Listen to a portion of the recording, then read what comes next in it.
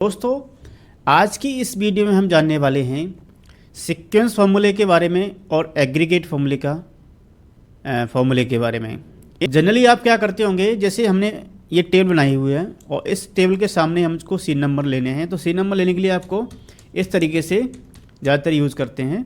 और fill handle का भी यूज़ आप करते होंगे। जैसे फिल हैंडल का यूज़ का मतलब होता है, मैंने यहाँ पे नंबर 2 लिख लिया और दोनों को सेलेक्ट करके, और यहाँ ये वाला फिल हैंडल होता है और पकड़ के ड्रैग कर देना जहाँ तक आपको सीन नंबर लेने होता है।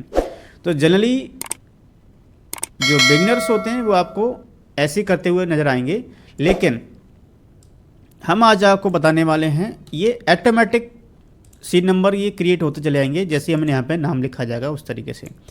अब हमको करना क्या है, एक सीक्वेंस फार्मूला है। जैसे कि हमने यहाँ पे एक फार्मूला लगाया सीक्वेंस फार्मूला, और सीक्वेंस फार्मूले के साथ हमको करना पड़ता है काउंट ए फार्मूला का यूज़। अब काउंट ए फार्मूला अगर आपको नहीं आता है तो मैं आपको पहले समझा देता हूँ। तो मैंने जैसे यहाँ पे क्लिक किया और यहाँ पे काउंट लिखा, मैंने काउंट ए फार्मूला मुझे सेलेक्ट कर लेना है और यहाँ पे वैल्यू पूछ रहा है, ये मैंने रेंज ले लिया और ब्रैकेट क्लोज कर दिया और इंटर कर दिया। इसमें आप देखेंगे टेक्स्ट भी लिखा हुआ है, नंबर भी लिखा हुआ है और सिंबल भी लिखे हुए हैं। और कितनी सेल में लिखा हुआ है, 4 सेल में लिखा हुआ है। अगर यहाँ पे कोई भी नंबर मैं डाल भी देता हूँ तो नंबर 5 हो गया, यानी नंबर 5 सेल में लिख गया। तो एक काउंट ए फार्मूला काउंटिंग करता है, चाहे वो नंबर हो सकता है, चाहे आपका सिंबल हो सकता है, या फिर आपका टेक्स्ट हो सकता है। तो सीक्वेंस के साथ आपको काउंट ए फार्मूले का कॉम्बिनेशन से आपको रखना होगा। तो हम कल के साथ सीक्वेंस फार्मूला लगाते हैं। तो मैंने यहाँ पे सीक्वेंस लिखा और सीक्वेंस लिखने के बाद यहाँ पे काउंट ए लगाना है रो के लिए। तो मुझे यहाँ पे काउंटा फार्मूला होता है, ये टैक्स एंड नंबर को काउंट करता है। तो ये सी नंबर पूछ रहा है, सी नंबर कहाँ से लेना है, आपको यहाँ से लेना है और ब्रैकेट ये रेफरेंस का चिन्ह लगा देना है। और ये सी नंबर मुझे कहाँ तक चाहिए, यानी B2 से लेकर मैं B20 तक ले लेता हूँ और इंटर कर देना है ब्रैकेट क्लोज करके। और आप जैसे ही एंटर करेंगे तो आप देख रहे हैं यहाँ पे सी नंबर ऑटोमेटिक आ गए। अगर यहाँ पे कोई नाम अगर फिल करता हूँ तो आप देखेंगे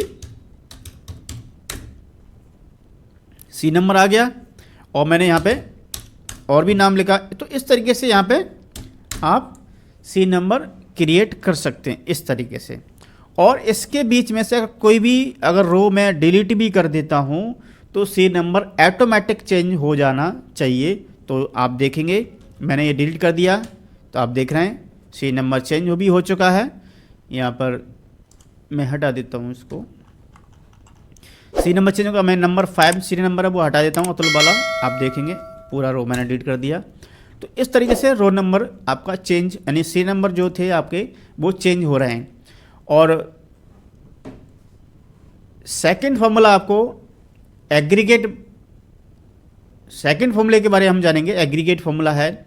और एग्रीगेट फार्मूला भी सेम इसी की तरह काम करता है।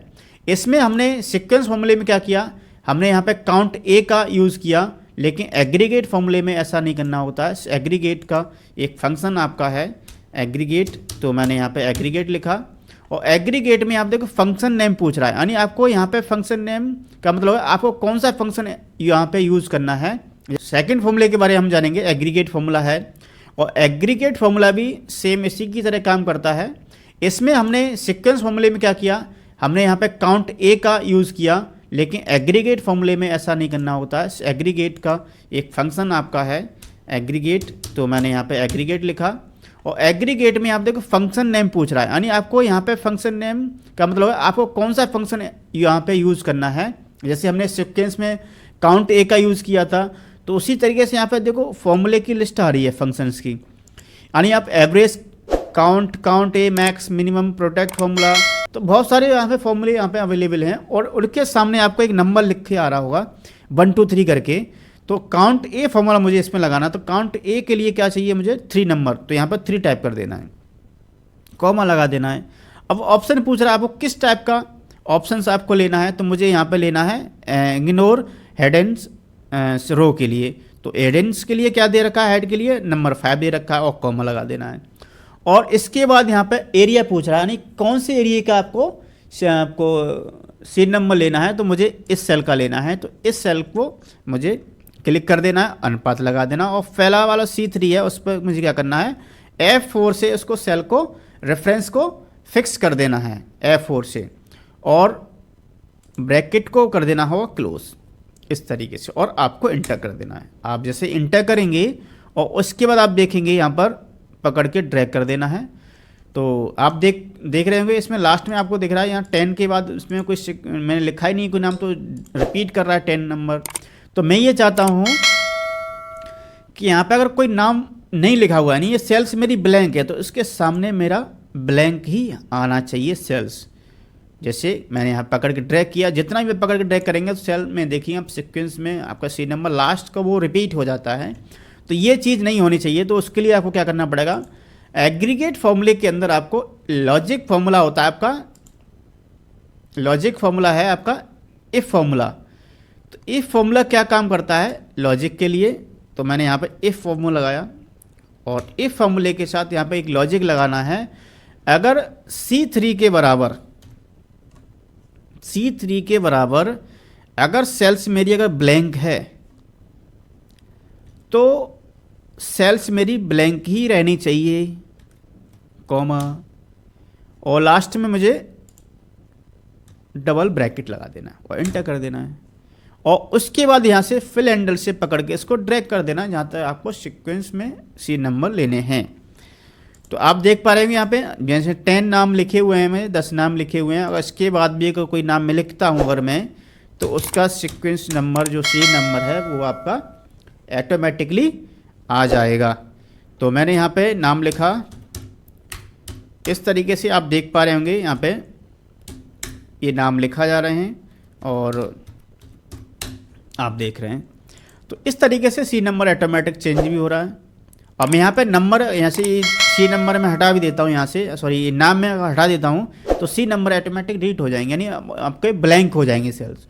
तो इस तरीके के आप दोनों फॉर्मूले का यूज़ कर सकते हैं C नंबर में, जो भी आपको सूटेबल लगता है, जो आपकी सुविधा के अनुसार आपको कौन सा फॉर्मूला आपको ज़्यादा अच्छा लगा है तो वो आप यूज़ कर सकते हैं। आपको अच्छे समझ में आ गए होंगे दोनों फॉर्मूले। तो मेरे ख्याल से अगर वीडियो आपने यहाँ तक देखा हुआ है तो वीडियो को लाइक करें और शेयर करें, और अपनी फ्रेंड फैमिली में ज़रूर शेयर करें जिससे कि उनको फ़ायदा मिल सके। अगर आप न्यू व्यूवर हैं तो चैनल को सब्सक्राइब करें और बेल आइकन पर ज़रूर क्लिक करें, जिससे कि आपको मैं जब भी न्यू वीडियो अपलोड करूं तो उसका नोटिफिकेशन आपको मिल सके। धन्यवाद।